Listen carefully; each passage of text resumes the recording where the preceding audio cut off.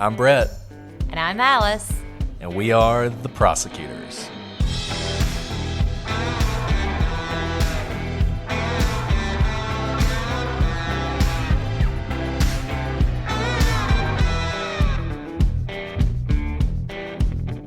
Today on The Prosecutors, we return to Louisville, Kentucky, and hope that you can help us solve the murder of Alberta Jones.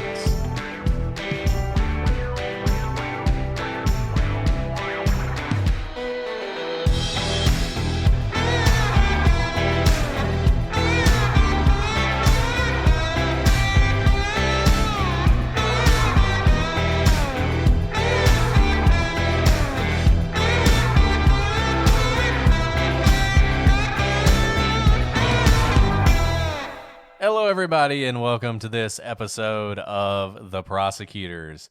I'm Brett, and I'm joined, as always, by my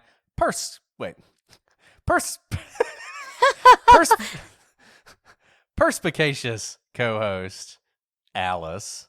See, this is not fair because you'll have edited out and people will think you said that in one go, but you actually took maybe 5 or 6 goes, and I loved the 5 to 6 goes better than you getting it correct. That's so insightful of you. So if you'll be real, don't edit it all out because that was an amazing attempt. I didn't know where you were going. I was on the edge of my seat. I was like, personable, persistent. Oh, that was very nice. And that's quite a word. What have you been like doing? Toilet paper of the day or something? That was from Tiffany. Tiffany suggested that one, so I can't take Thanks, credit Tiffany. for it. That was a good word. Someone's studying their like word. SAT words. Yeah, and I need all the words I can get. So if you're out there thinking of words for Alice, do share. As long as they're nice words. We don't want any mean words about Alice. And don't try and slip any through that I don't know the meaning of. I know how you guys work. Well, that is very nice.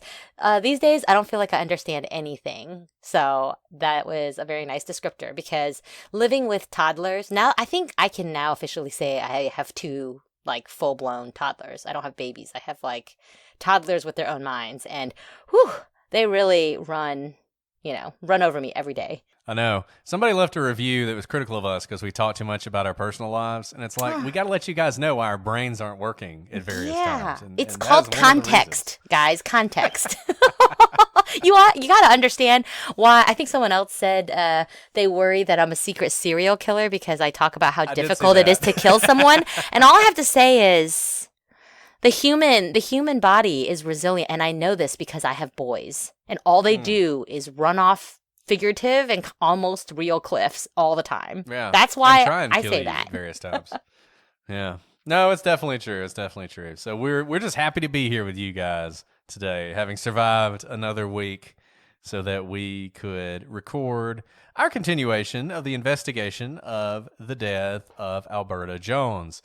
Last time we talked a lot about how amazing Alberta was, and we got into the timeline leading up to her death and discussing the investigation of her death and how the police really kind of ran into a wall. As you guys may recall, Alberta was murdered on August 5th in 1965, and there were a lot of really nice things said about how close the police were to solving the crime and how they were working this very hard and how they had some suspects.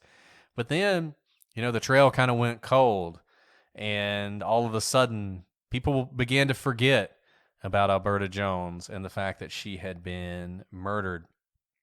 And that brings us up to where we left you guys off last time, May 2010, when the Louisville Courier runs what I think is an absolutely stunning story. We will include it on the website so you can read it. And it reports that the police believe that they have actually solved the murder of Alberta Jones. And you may be wondering, well, if they solved it, why didn't we wrap this up last episode? Why are we doing another episode? Well, because in a stunning twist, the police and the district attorney say that they won't prosecute the person because they do not believe they can get a conviction. And Alice, this is one of those things that happens in cases, particularly old cases like this. Yeah, I think you're absolutely right. And the more stunning thing to me is that they announced they solved it, because this often happens behind closed doors and it's not public. There's no press conference because this does not look good for the city and the prosecutors that they can't bring justice to the family to Alberta. So this could happen behind closed doors and a case is closed because there's insufficient evidence to bring it before a grand jury or to prevail at trial. But to announce that you've actually solved it and you will not prosecute is very interesting, because the killer knows that too then, right? The person knows that they will not be prosecuted. It almost, I don't know, I'd be nervous about emboldening this person unless they think that it was a one-time offense. And we're going to talk about this suspect later and who this person is, but Alice makes a really good point. The police know who this person is. This person is alive. And yeah, taking the pressure off of them like that seems like an unusual move to make. Now, one reason I think the police couldn't just sweep this under the rug is they had to tell the family about this. And I think the family has continuously fought for justice for Alberta for a long time, and they weren't going to let this go undiscussed. Now, so I think the police felt like we have to put out a statement, we have to say something. Also, as we've said, Alberta is a seminal figure in Louisville history and indeed the history of Kentucky. And I think, if you want to put a positive spin on it, I think they felt like they owed something to Alberta to at least, put some sort of finishing touches on her story. Now, some of the reasons they said they weren't going to prosecute this case: they'd lost most of the evidence, all of the officers who had investigated it were dead, all of the witnesses were dead. And that was sort of the reasoning they gave in 2010, and people accepted that at face value, and it's not surprising. By 2010, it had been 45 years since Alberta was killed. Can we say that's why we speak with such urgency on some of the cases that we tell you all about, like the Delphi case and the Evansdale girls case? We tell you that witnesses' memories fade, people die who are witnesses, people who know things die. That's exactly what happened here, and this is why time is really of the essence in terms of reporting tips, in terms of investigating cases. We see the effects of too much time passing right here. No, that's absolutely right. Somebody got upset with us recently for saying that there are occasions where the police know who did it, but they are unable to prosecute that case. I'm not sure why they get upset with us, but they got upset with us. And this is exactly what we're talking about. There is a difference between knowing who did it and being able to prove that in court, particularly when so much time has passed and so much evidence has been lost. And Alice is right. I mean, I don't care what case it is urgent for this very reason. Every day that passes is a day that evidence grows stale, and obviously a lot of days have passed in this case, and so we're in a very difficult situation. But enter Lee Remington Williams, who we talked about earlier, who is one of the people who has really shined a lot of light on this case. In 2016, she remembered Alberta as that woman she saw on the wall when she was in law school, and she began investigating the case, and she found some discrepancies in the police report, in the files that she was looking at, and what the police had told the public, particularly in that 2010 announcement. The police say that all the witnesses are dead. According to Professor Williams, that's not true. The police say that all the original investigators are dead. That's also not true. She identified some people who were still alive. And Williams also does not believe that this previously identified man, the person who the police say is a suspect, one who they believe is responsible but they cannot prosecute, she doesn't think he actually did kill Alberta. But she does believe that he may know who did. And she has called on the police and the Commonwealth of Kentucky to conduct a full reinvestigation of Alberta's murder. Brett, before we move on, I have to say I am so excited for our sponsor today, HelloFresh. It has been a crazy time at work for me. I've been working late nights and going in early, and it's been a really big struggle getting healthy meals on the table for my family at night. But thanks to HelloFresh, they take all the planning and the guesswork out of dinner time. I walk in the door and there is all my ingredients, a recipe ready for me, and everyone is excited to help me make it. And most of all, my boys eat everything that I make from HelloFresh. You know, Alice, my wife and I were talking about one of our favorite things about HelloFresh is we don't have to pick what we're going to eat every night. We have a selection of meals we can choose from, and HelloFresh offers 50 menu and market items to choose from every single week, from vegetarian meals and calorie-smart choices to extra special gourmet options.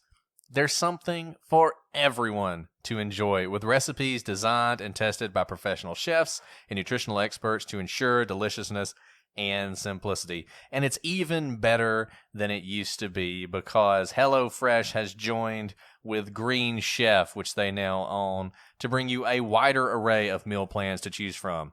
There is something for everyone. I love switching between the brands, and now our listeners can enjoy both brands at a discount on us. And as crazy as it may seem, summer is almost over and the fall harvest is officially here with HelloFresh. Count on seasonal recipes like pumpkin cinnamon rolls and Friendsgiving ready sides, as well as fresh, high-quality ingredients that travel from the farm to your front door in less than a week. Oh, it is so exciting to be talking about them. And now we can share our discount with you all. So go to HelloFresh.com/TP14 and use code TP14 for up to 14 free meals, including free shipping.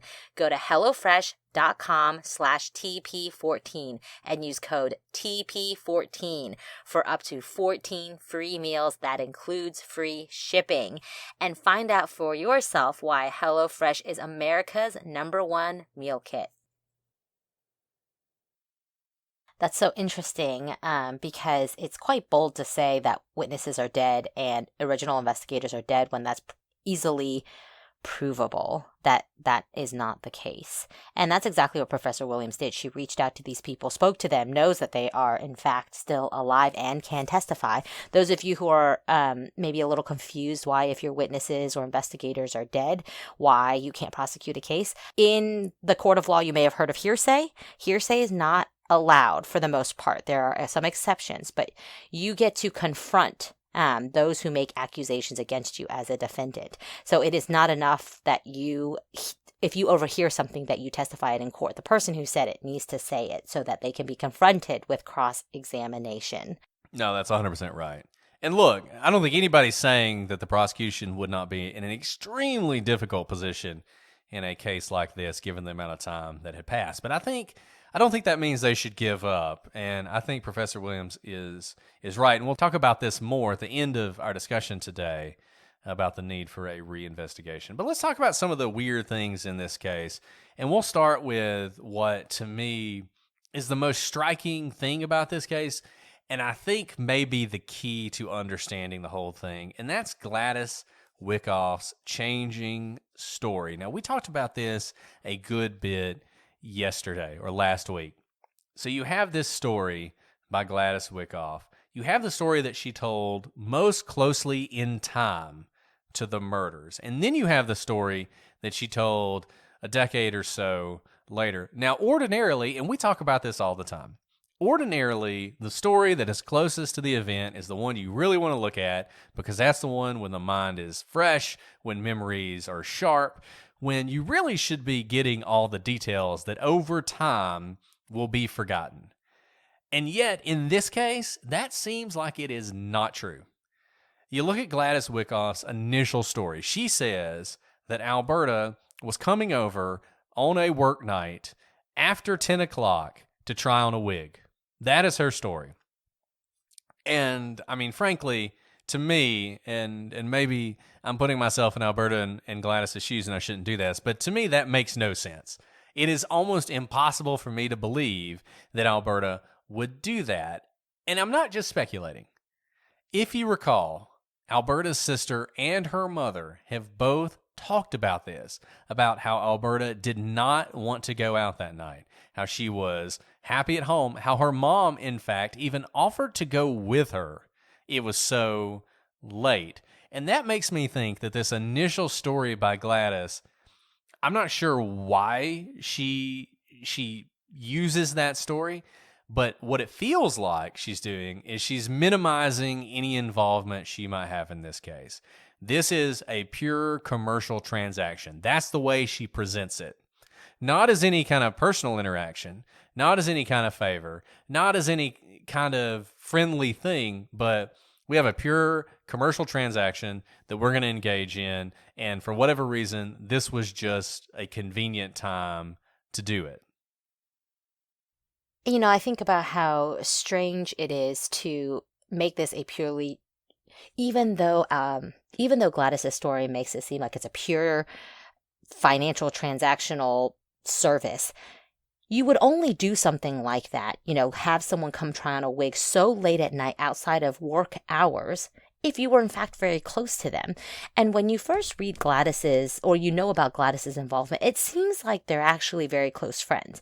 Who else would call you at 11 o'clock at night? You know, you go out to eat, you sit outside if this is in fact true, you're getting food at 1 a.m, talking to strangers, maybe grabbing lemonade together, hanging out into the late hours of the night. I'm thinking of girlfriends hanging out. But I don't in fact think that Alberta and Gladys were that close. Yeah, I don't either. And it is interesting because, like you said, she starts off with this, if it's convenient. You remember that was one of the things she supposedly told Alberta. You don't have to come out here, but if it's convenient for you now, I'm available. We can get this done. Then she immediately undermines that by the whole they went out to eat thing in the middle of the night, right? Which is strange. Like, why would they do that? And I really feel like I think, I'll just put my cards on the table here. I think Gladys knows more than she's letting on. I'm not sure what she knows, and I'm not sure why she knows it. So, as we talked about last time, this story changes and becomes a much more personal and a much more political thing, if you think about it. Initially, Gladys says this is a lawsuit. She wants to sue somebody who's a competitor, is what it sounds like. And if you read the Washington Post articles, that's what it sounds like. She wants to sue a competitor, somebody who's done her wrong or whatever. But that's not what the Louisville Journal says.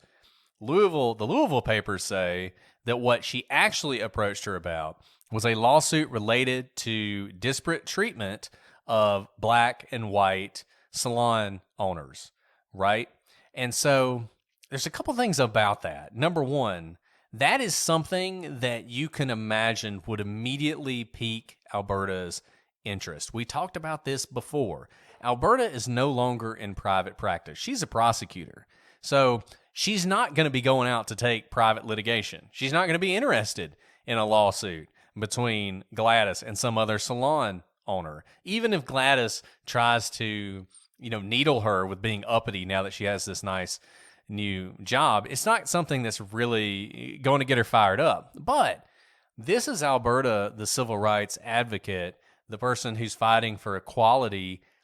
The lawsuit about disparate treatment, that is something that's going to get her fired up. That's something that you could imagine she would leave her home in the middle of the night to drive into Louisville to meet with Gladys and to talk about this.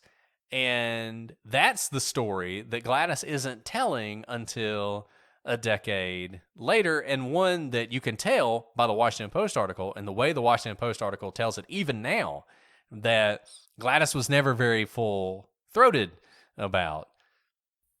And here's the thing. It would make sense for Gladys to call Alberta so late about this lawsuit. This lawsuit, if it's real, would really put everyone on edge. It would be against competitors. So you can't really talk about this when companies around, when business is when business is occurring, because people will overhear. You'll be put on a blacklist as the person who might be, trying to stir up some trouble, so to speak. And so it would make sense that Gladys would say, okay, the shop is closed, no one's around, can you come consult on this? And you're right, I think Alberta would say, it's late at night, but this is what I live for. This is what I do for my community. Absolutely, I will come and do this. Now, here is why I think Gladys is not telling it in the first go-round. It's very not easily, but it's difficult for her to follow up on this lawsuit. If she was getting so close to filing, who was it going to be against? What was her legal theory? Who was her counsel? Where's the draft of what she was going to do? She probably had nothing to actually back it up with.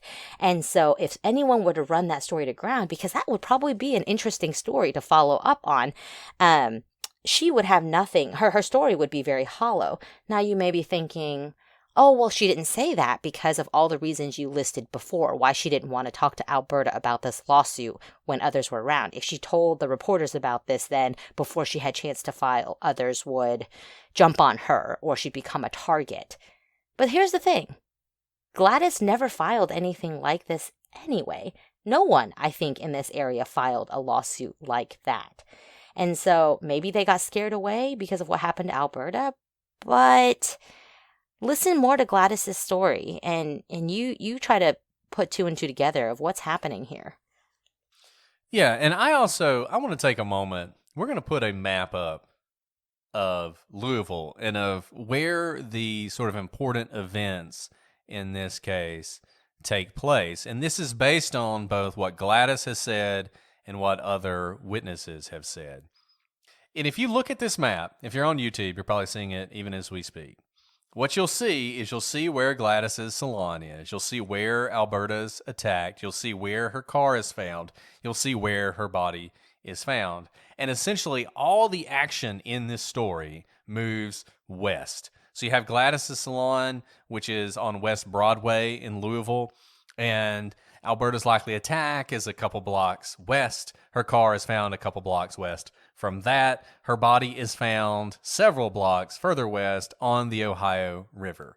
Then, if you look where Gladys says they ate, if you're familiar with Louisville, if you know where the Louisville Slugger Museum and Factory is, it's really awesome. If you've ever been to Louisville, have a lot of fun.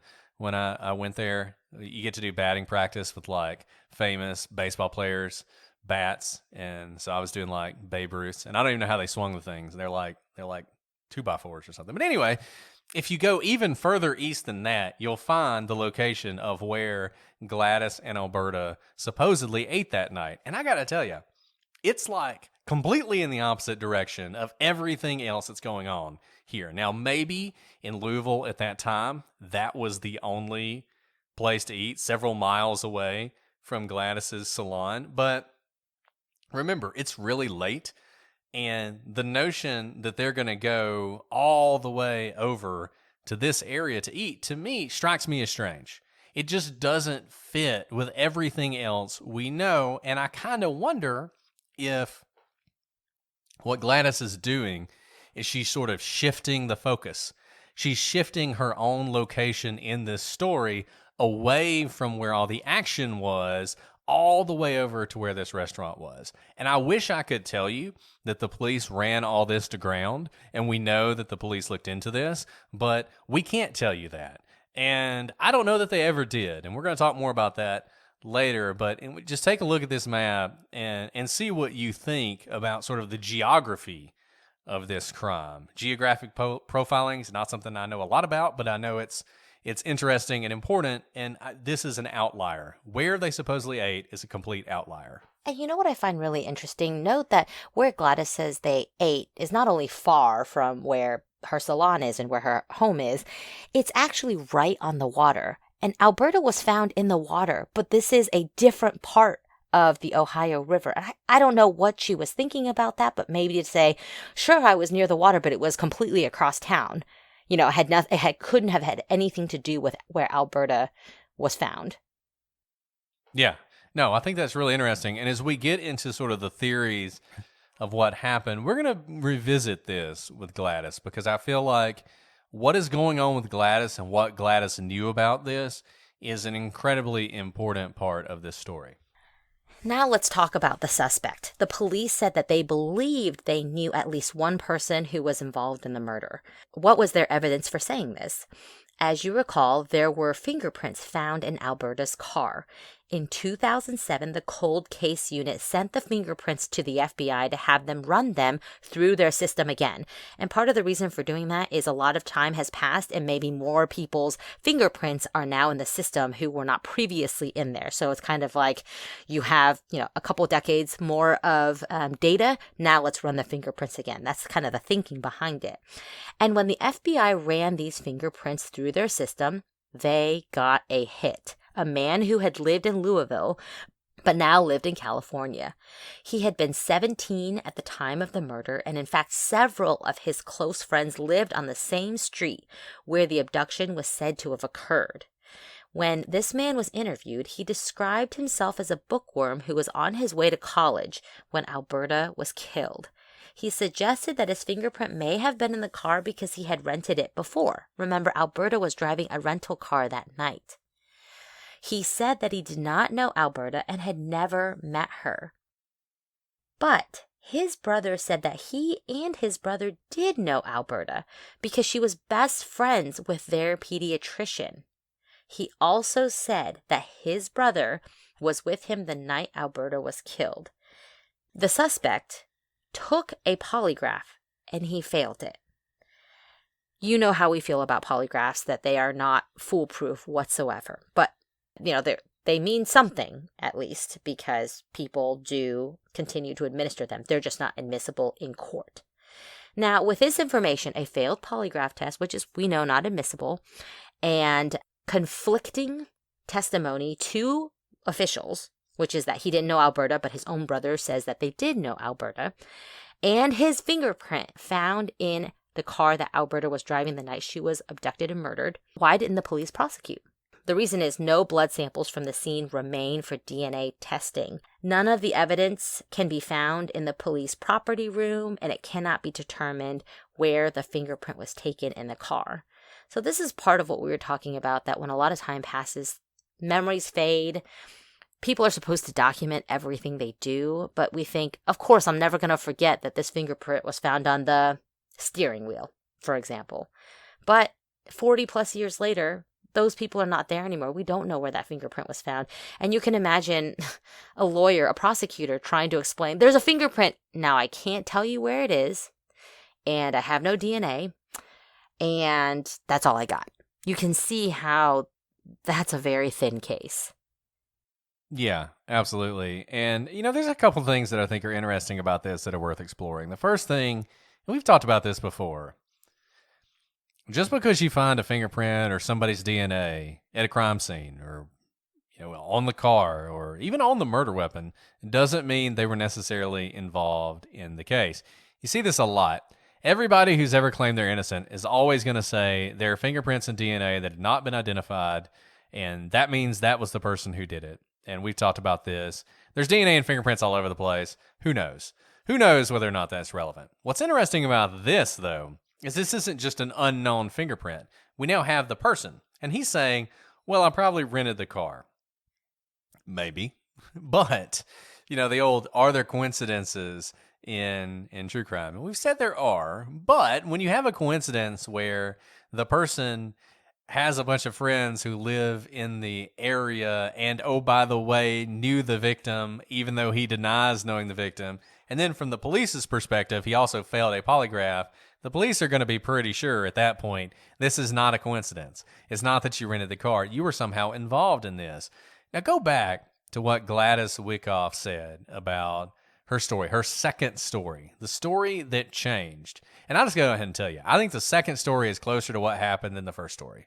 Because I think a couple things are possible. We're going to get into this more later. But let's assume for a second that Gladys is just scared. That Gladys knows that her good friend was murdered and she doesn't want to be murdered. And that's why her story was different in the first one. What does she say in the second story? In the second story, she says that they're out there eating dinner, sitting in the parking lot, and they get hassled by some youths, by some young people, right? This guy's 17 years old. He's getting ready to go to college. He is the definition of a youth. He and a bunch of his friends all live around where Alberta is found. You certainly can imagine a situation in which he is one of the people who was harassing them that night. And if he were, and he were involved in this murder, you can imagine why Gladys might change her story rather than trusting in the police to protect her. And that seems like as good a time as any to get into some theories about this case. There are several, and they are all interesting, and I think they all tie in to what we've been talking about this whole time. And the first one, and I think the one that you have to start with, is that this is some sort of racial motivated murder. And given Alberta's involvement in the civil rights movement, that is something that we just can't rule out, especially as an immediate potential cause for her death. Now, Louisville is in northern Kentucky, but the fact of the matter is that the Ku Klux Klan and other white supremacist organizations were not limited to the very deep South. So a lot of people think of the deep South as sort of the states of the old Confederacy, Alabama, Mississippi, Georgia, Florida, those kind of places. But Kentucky and really all over the country had this as well. There was a time, for instance, when the governor of Indiana, we talked about how Indiana is right across the river, and half the legislature were members of the Ku Klux Klan. For those of you in other countries who may not know this, the Ku Klux Klan is a terrorist organization that was sort of an anti-civil rights, anti-African American, anti-immigrant, anti-Catholic. They're anti-everybody, hated everybody. Organization, they would do things, they would murder people, they would terrorize people, particularly at the beginning of the 20th century through the 60s. They're still around, but, not really much of a entity anymore. And the Ku Klux Klan, its history is really kind of tied into our history, the history of the country, unfortunately. One of the defining Supreme Court cases on First Amendment rights, for instance, is called Brandenburg versus Ohio. And it has Ohio in the name because it's about the Ku Klux Klan in Ohio. You might not even think of something like that being in Ohio, but they were. And so they would have been present in Kentucky and in Louisville at the time, and they would not have been happy with the kind of things that Alberta was doing. So it wouldn't be hard to imagine that Alberta was involved in some sort of racial attack. And indeed, the FBI has taken over this case under the authority of the Emmett Till Unsolved Civil Rights Crimes Act, which is a good thing, and I'm glad they've done that. And we know there are rumors that there were a number of white employees who worked in the court who did not appreciate that Alberta was breaking down barriers and, in fact, were often hostile to her. But the big problem with this theory, and I'm sure you already have identified it, is that it seems like this was not a murder driven by race. Everything we've seen and every eyewitness account that we have heard indicates that Alberta was likely murdered by one or more black men. Moreover, because she was abducted in the west end of Louisville, which at the time was a predominantly African American neighborhood, it's likely that any white men in the area at this time, at this very late time at night, would have been noticed. So while I don't think you could ever rule this out, given the time and given what Alberta was involved in, I think it is very unlikely that this is some sort of racially motivated attack. Yeah, I think that's right. And, we've already talked about Gladys's conflicting stories and changing stories over time. And Gladys herself is an African-American woman as well. And race does have something to do with this case, I believe, because Gladys, I think the reason Alberta left her house that night was she thought she was helping with the cause of equality among races. So while that may be the case, I don't think any of the evidence shows that she was specifically targeted and murdered because of her race. Now, she may have been we know that she was a very public figure, and there are plenty of people she could have angered. Now, this might go into the crazy conspiracy box, but let's talk about it. We do have the Nation of Islam, and as you may recall, Alberta represented Muhammad Ali at the beginning of his career. She was a smart lawyer, and she built into his early contracts that a portion of his winnings would be put in a trust that would only be accessible later in his life. This was a lot of forethought on her part, by the way, especially when Muhammad Ali at that time was just someone starting out. He was not at the time even Muhammad Ali. Now, if this whole boxing thing didn't work out, Alberta wanted to make sure that he was taken care of, hence the way she structured the trust. Of course, we know that boxing did work out, and by the time of her murder, there was a considerable amount of money in that trust fund. A rumor started that Elijah Muhammad, the leader of the nation at the time, wanted access to the money and threatened Alberta if she didn't give it to him. The only problem with this theory is that, again, there's no evidence to support it. The only thing approaching evidence is that an investigator looking into the theory reportedly received death threats telling him to stay away from the nation. I believe that an investigator did get threats to stay away from the nation, but not necessarily because the Nation of Islam had anything to do with Alberta's death, but because I think no one wants to be investigated, generally. And where there's money and where there's power, I don't think anyone wants an investigator sniffing up their tree, especially when they're like, you're not going to find anything about Alberta here, but you might find some things about us that we don't want you to know about. And I think, we've talked about conspiracy theories before. This is definitely a conspiracy theory. I think conspiracy theories give people comfort because if it's true that Alberta was murdered by the Nation of Islam, well, then most people don't have anything to worry about, right? Like most of us don't have any dealings with Muhammad Ali or Elijah Muhammad or the Nation of Islam. We're not really concerned about that. If, on the other hand, this brilliant, talented, up-and-coming woman was murdered in a much more prosaic and common way, then all of a sudden it could happen to any of us. And so sometimes I think people gravitate towards these sort of conspiracy theories because it makes them feel safer in a strange way. But there is certainly no evidence to support this. And I think this is probably a theory, while it's interesting to discuss and we wanted to throw it out there, is one we can probably put aside. Just a brief aside, because I know we hear in the news a lot about just conspiracy theories in general. I think that was a very wise insight you had, that we like conspiracy theories. I think everyone, to some extent, likes conspiracy theories. There's a reason conspiracy theories create clickbait, create clicks for news articles online, is because it makes us actually feel safe when something so extraordinary, so out of the ordinary that could not possibly affect our lives is the explanation for something very scary that we could all face. Yeah, and look, there is nothing more terrifying than chaos. Knowing that somebody's in charge, even if they're like a dark, shadowy conspiracy thing, knowing that everything happens for a reason and it's all like part of some game, kind of feels better than just like, this is all random and crazy stuff happens and you never know when it's going to happen, And I do think that is sort of an interesting thing. We can talk about conspiracies later in more detail, but just wanted to throw that out there. Alice, before we move on, I want to talk about one of our favorite sponsors, the blue light glasses that started it all, Felix Gray. 5 years ago, Felix Gray realized our eyes weren't meant to look at screens all day, whether it's smartphones or tablets or computers or TVs or Kindles or all the LED bulbs that surround you.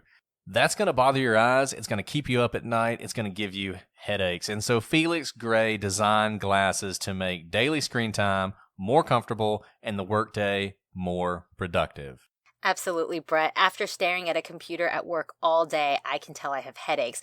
But ever since I got my own Felix Gray glasses, by the way, I got the Roebling frames in Sazerac Crystal. They look so sharp, so good. I actually just like wearing them even when not looking at my screens. But with them, I can tell that they filter 15 times more blue light. That can make screen time that's tough on eyes and disruptive to sleep just so much better. And you can get the lenses in non-prescription and prescription. That's right, Alice. All of you out there need to get yourself a pair of glasses, maybe a pair of Hamiltons, like me, made for the 21st century and designed for modern, hard-working eyes. You have nothing to lose except maybe eye strain. Go to felixgrayglasses.com/TP for the best blue light glasses on the market. That's FELIXGRAY glasses.com/TP. TP. Free shipping, free returns, free exchanges. FelixGrayGlasses.com/TP. The other thing that's possible here, which is also a conspiracy theory of sorts, but maybe a more likely one, is that this is some sort of political hit. And look, there were a lot of those in the 60s. This was going on. There were people being assassinated often. As we said, some of Alberta's last words to her sister as she's reading about JFK is that she hoped she wasn't assassinated. And her sister made a joke about how she's not president, so she didn't have to worry about that. But Alberta was important, and she was impactful, and she was somebody that people knew about, and I'm sure somebody that rubbed some people the wrong way. Remember, she wasn't just involved in politics. She was rocking the boat. The local NAACP organizers preferred Democratic candidates, and they had been supporting Democratic candidates for a long time. This was a weird time in American history.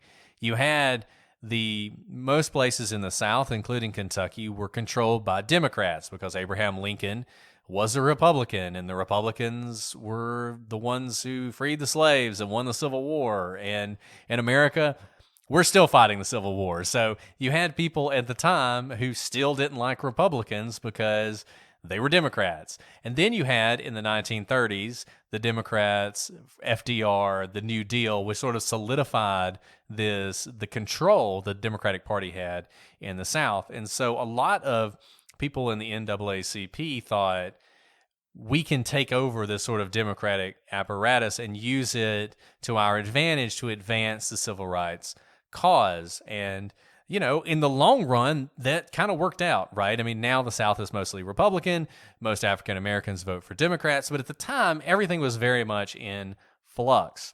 And Alberta was not a Democrat. She was an independent. She had created and helped lead this independent voter organization.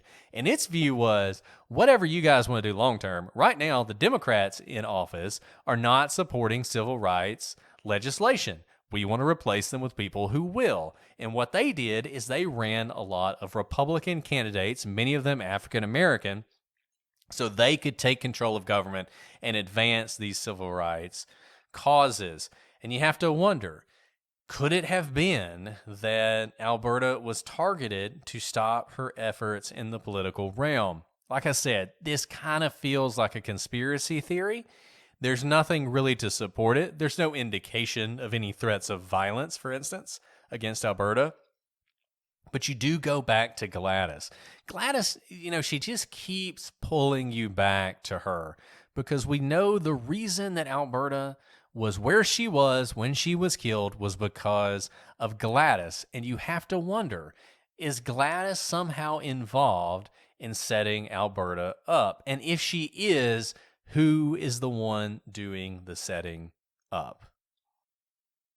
You've made a compelling argument there, Brett. But as good as those reasonings are, like kind of the other theories we've talked about, there's no real evidence as to this being a political hit. So it's kind of frustrating so far with all of these theories and no kind of hard evidence with them. We promise we'll get to what we think soon. But let's talk about another theory. A serial killer. Now, before you scoff, at the time of Alberta's death, there had been 5 other unsolved homicides of Black women in the West End that year alone. One of the women had been dumped in the river after her death. Could that killer have also gotten Alberta? Now, this is a sexy theory, but given that Alberta was almost certainly murdered by more than one person, it's unlikely a serial killer is responsible because serial killers typically work alone. I think there is not an indication that the other 5 women who were killed in the West End that year, I think they were killed by one person, or there's no indication they were killed by multiple people. And the little evidence we have about sightings around Alberta at this time is that there was more than one person. Yeah, and I think this goes to eyewitness accounts. And can you trust eyewitness accounts? And we talked about eyewitness accounts and the problems with them before. But one thing that seems to be consistent, multiple people saw multiple people involved in this. Even going back to Gladys, Assume Gladys is completely uninvolved in this. She's just an innocent bystander. Those youths, I keep saying youths. I feel like I'm in My Cousin Vinny. Youths. Them youths. They're so loud. They play their music so loud. Yeah. There were multiple of them harassing them. When Alberta goes to get Cokes, there are two gentlemen talking to her outside of the convenience store, assuming it's her. The family who hears screaming and looks outside and sees a woman matching Alberta's description being forced into a car, sees at least two men, probably more. So, if any of those are accurate, it's just unlikely that this is a serial killer, because serial killers, they tend to act alone. There are exceptions. Don't send me all the exceptions. I know they exist. But the chances that this is the action of a serial killer, probably not that great. And frankly, even that there is a serial killer involved in all 5 of these murders, also not great. These are 5 African American women murdered in 1965 in Louisville. As we'll talk about in a second, there's really no telling how much effort was put into actually figuring out who killed these women. So a more prosaic theory than an assassination or a serial killer or the Nation of Islam is that this was a robbery gone wrong. It could just be that Alberta was robbed. It was, after all, very late at night, and when her purse was found, her wallet was found too, but it had no cash in it. Could this be as simple as a robbery that got out of hand? The police have said that the backseat of the car revealed that there had been quite a struggle. It's even possible that the robbers did not initially intend to kill Alberta. It seems like somebody hit her over the head with a brick. There was a lot of blood. You could imagine them believing at that point that she was dead and thinking, oh my goodness, this has gone too far. We've murdered this person. They think they need to get rid of the body, not realizing that when her body was dumped over the side of the bridge into the Ohio River, that she was, in fact, still alive. Now, the family has rejected this theory. The family does not believe this theory is accurate. And they've said that Alberta did not wear jewelry outside of the house except in extremely special situations, of which this is not one. Now, we talked about how her money was stolen from her purse, but we also know people who are going to rob you, they're looking for sort of outside indications that the robbery is going to be worth it. And if you're wearing a bunch of jewelry, they might think there's going to be a lot of cash in that wallet. They would not have seen that here. They would have been taking a flyer on this, that this person was somebody that would be worth robbing. But I think this is something, particularly if these are a group of young men, this is something you can't rule out as a strong possibility about what happened here. Yeah, and it would be surprising to me that they usually, if someone is being robbed, they go ahead and grab the entire purse. They don't stop there and say, you know what, you can keep your purse, you can keep your ID. All I want is the cash out of this, not the credit cards. Those can be traced. I don't know if there were credit cards back then, but it's unlikely that they would go through the purse at that time. They would probably grab the entire purse, not leave it on the body of Alberta and push her over the bridge with the pouch that has what they came for, right? And so the fact that her purse was likely still on her body or thrown after her off the bridge leads me to think that it was not, in fact, a robbery gone wrong. If anything, you can sell the purse for some amount of money. And we hear this all the time that, people who rob others, they rob you of your shoes, anything that they can sell for even a couple bucks, because oftentimes that couple bucks is all they need to buy, say, a hit to get high. Now, this last theory we're going to discuss, I think, is probably the most likely. And it's not because there's more evidence for it than the other theories we're talking about, but I think you can understand where we're coming from after we talk about it.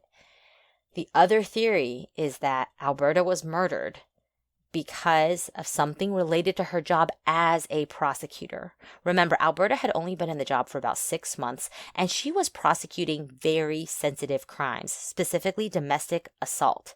Now, any police officer will tell you that the scariest calls they get while on duty are domestic violence calls. And that's because emotions are raw, people are angry. Domestic violence, it's in the name of it, typically happens among people who know each other. They are not stranger attacks. It is usually among the people who are closest to you. Someone you have a child with, someone you used to be in a romantic relationship with, your parents, your siblings, someone you live with. That's usually what a domestic assault situation comes out of. And because of that, think about your own every family has their own sort of drama, right? Think about how heated you get in life. I know for me, the most heated I ever get is usually around those I love the most, because there is deep connection there. They know how to hurt you the most, and they also know where your most sensitive parts are. And so Alberta, in prosecuting these domestic assault cases, could have really, really angered some men. And I'll say men specifically here because from what we know, I believe it was men who abducted her and murdered her. It could have been something as unsexy as a man who was angry that he was being prosecuted by Alberta, and he took it personally. It may not have been Alberta herself as this civil rights advocate, as this amazing African-American woman who broke barriers. That may have had nothing to do with why he targeted her. It may have been as simple as the fact that she was the prosecutor who was making his life terrible. And maybe what he did, the person he did it to deserved it. That was what he was thinking. And I think it's very possible that he killed Alberta not caring about who she actually was behind the cloak of who a prosecutor is. And that to me it hits very close to home. Obviously, we are prosecutors. We know that there are stories every day of prosecutors being targeted and attacked. There was a story just the other day of a prosecutor pulling into work and their car was shot up by someone they had prosecuted. This happens very often because a lot of people view, if they are the defendant, they view the prosecutors as those who are ruining their lives. I get that yelled at me all the time in court. You're ruining my life, when in fact, there's no case if your actions didn't put you there, especially with respect to domestic assault. So I think it's kind of as good of a theory as any of the others. What do you think, Brett? Well, I think it's one of two things. I think it's either the robbery that we just discussed, or it's this. And I lean towards this because of Gladys. And I'll always believe that Gladys knew more than she's letting on. And those of you who've ever seen Justified, great show. But Justified is about a guy who grew up in an area. His father is in the drug business, all his friends are in the drug business. He goes off and becomes a United States Marshal. And then he comes back, right? And he's not just a United States Marshal. He's a United States Marshal in his hometown where he knows everybody. And he's arresting people he grew up with. And so it's more than just, we don't like the cops. We don't like him because he turned his back on us. And who is he to come arrest us? What you have here with Alberta, she went off to some of the best law schools in the country, and she came back home and she became a prosecutor. And not only is she a prosecutor, she's a prosecutor in her own community. And you could imagine there are people who are showing up in that courtroom who remember her as the little snot-nosed brat down the street that we all know from the neighborhood, and now she's trying to put me in jail because of how I run my family or whatever. Right? You could totally imagine that. And you could totally imagine somebody that had been in her courtroom wanting to send her a message. Not kill her necessarily, but send her a message. She needs to remember where she came from, and she needs to know that she may have that fancy title, but it doesn't mean that she can get away with anything. And it wouldn't surprise me if one of those people either convinced Gladys or threatened her to get Alberta out here. Get her out here. We want to talk to her, right?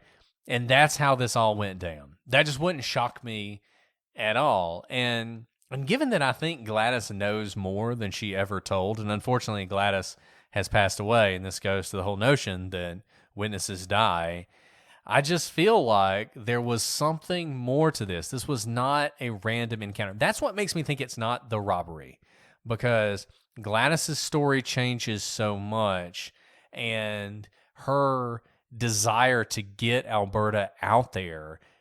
The difference between her first story, the come by and try on the wig whenever it's convenient. Oh, it's convenient now? Well, I'm open, right? To, you need to come help me with this lawsuit. Oh, you won't help me? Well, you've gotten uppity.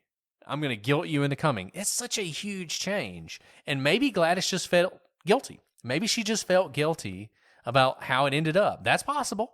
Not saying it's not. But to me, I think there's more going on here.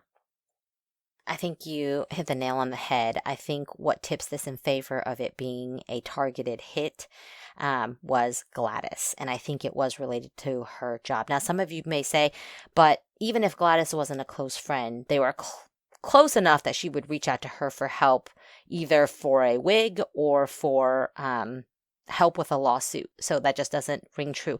But here's the thing about domestic assault and things of family. This could have been someone close to her. It could have been a family member. She may not have known what the effect of luring Alberta out there was going to be. She may not have known this would have led to Alberta's death. It may have been as simple as, hey, sis, you know Alberta. Get her out here. Don't worry about it. We just want to have a talk with her. She's really messing things up with me and my girl. Just get her out here. Let me talk to her. That may have been all she knew. And then after everything went down, she may have panicked and told the differing stories. Or more sinister, she knew what was going to happen to Alberta and she didn't care because maybe, family blood is thicker, right? And this was someone she was close to, whether it be someone she was in a relationship with or a family member that she wanted to help. And some people do think that if you off the prosecutor, maybe you won't be prosecuted, or you'll make the prosecutor suffer as much as you think they're making you suffer. Either way, I think the fact that Gladys's story seems positioned to throw police off the scent. I mean, look at that map. It's almost comical how it's like a child saying, oh, look over here, look on the right side, when everything's happening on the left side. It just seems so intentional that you have to wonder why her story doesn't make any sense, changes over time, and seems to intentionally try and push the investigation in the wrong direction. It seems like there is misleading, but also some cover up there. And because of the added step of covering up, it makes me think that Gladys knew what was going to happen. And remember what Gladys did the next day. When Alberta's mom and sister called her home, Gladys was gone. It was 7 o'clock in the morning, and Gladys isn't there because, as her daughter said, she had to take care of some business downtown. I mean, that is not a coincidence. We talked about coincidences. That is not a coincidence. She didn't want to talk to them because she knew that something had happened.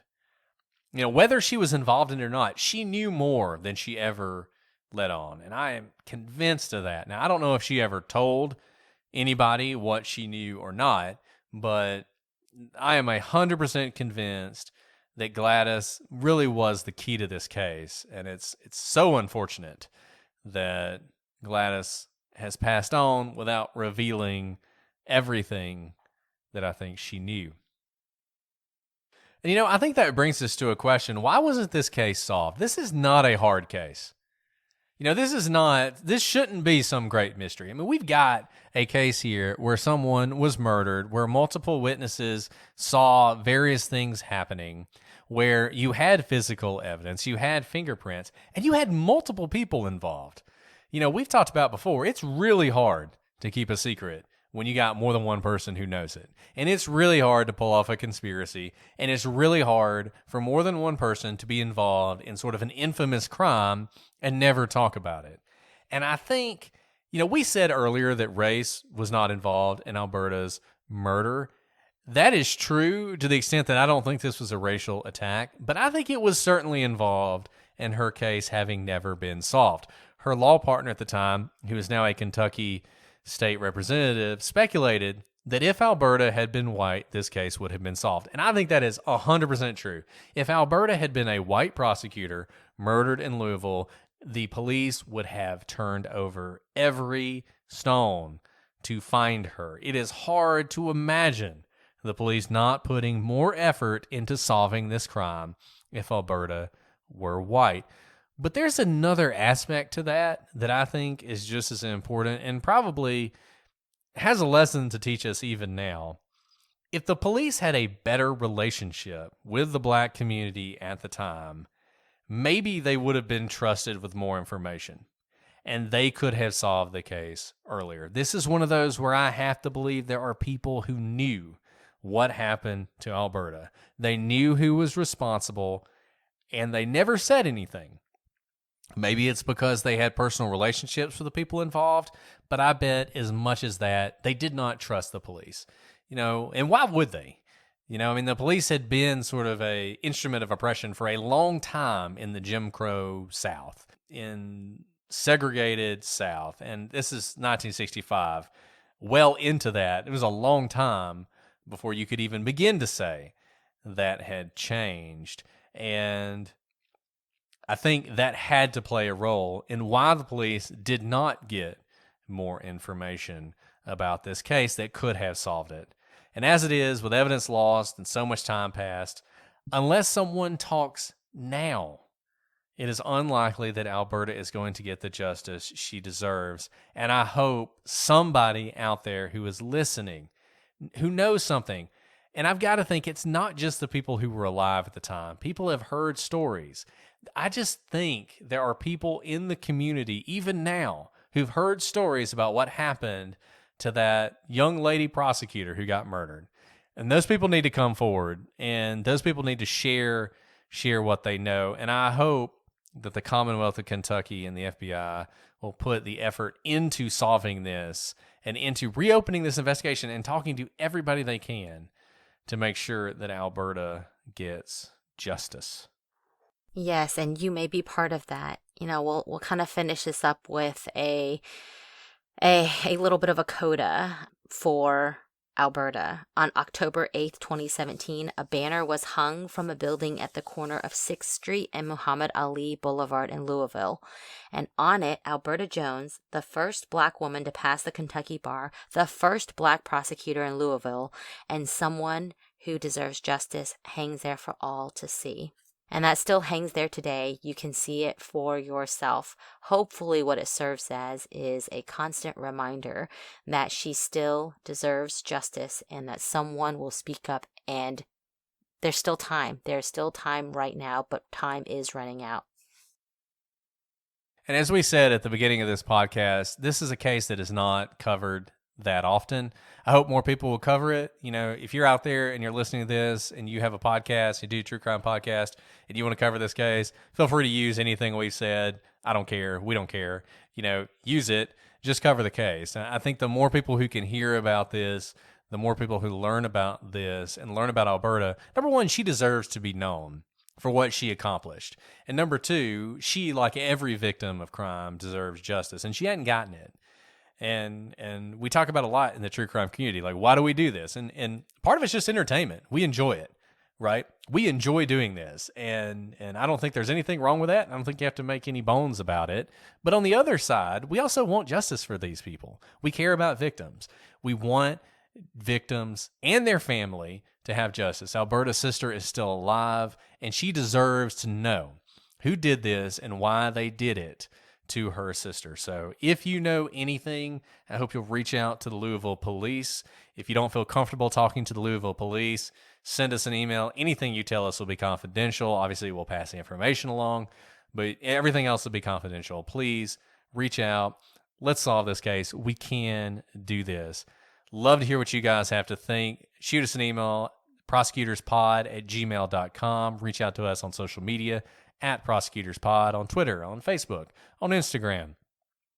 You can follow us on Patreon if you want to get ad-free episodes, and if you want to do monthly Get Vocals and see our beautiful faces, particularly Alice's, not so much mine. Or head over to our store and pick up a onesie for your baby or a coffee mug that you can enjoy your daily coffee in that says Prosecutors on it. And won't that make you happy? It'll make us happy too. So let us know what you think. We are really excited about this case, and we really hope that it gets more coverage and that one day we can have a follow-up where we talk about how Alberta's case was solved. Well, Alice, do you have anything else to add before we sign off?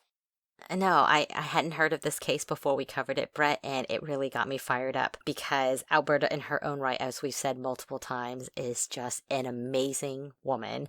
As a fellow female prosecutor, I didn't even know I had her to thank for so many things. And her story, apart from her murder, deserves to be told. And I'm glad we were able to do that. But also, I'm glad we were able to cover the murder because, like you said, I think we can solve this. So thank you all for listening. And please cover it. Please share it for Alberta's sake.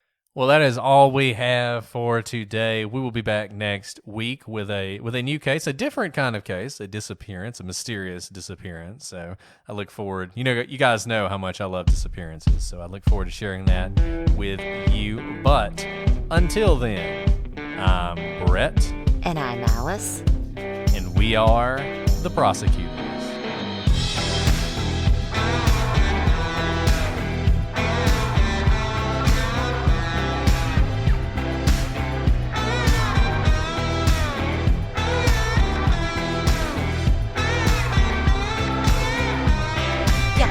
Why I got a bee in my bonnet about the whole speculation thing, because I was like, I don't think they understand what the word speculation means. This is what you do every day in your life, and speculation based on logical reasoning is completely permissible in your everyday life. And so that's dismiss, just reasoning. It's just reason. Yeah, that's a fair point. It's just reasoning, and there are very few things in our life that we know for certain every single day. Like right now, I don't know for certain it is you. I can't see you.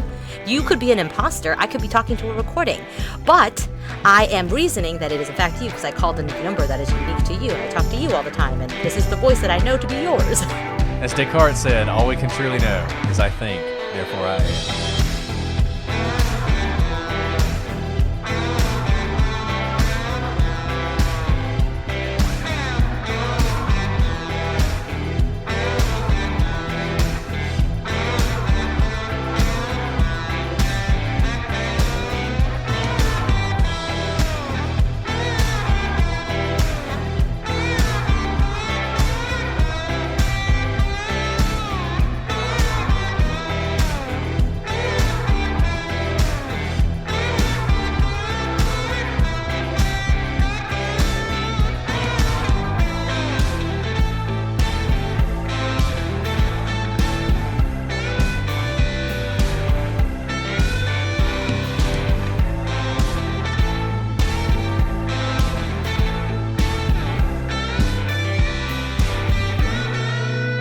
But do you know? Because the Matrix told me that I could think and not be. There you go. I'm sorry. I just got really annoyed today about that. I don't know why. I was maybe because it had to do with something they come from a biased view. I said, no, it's not biased if you have formed your opinion based on all the evidence before you.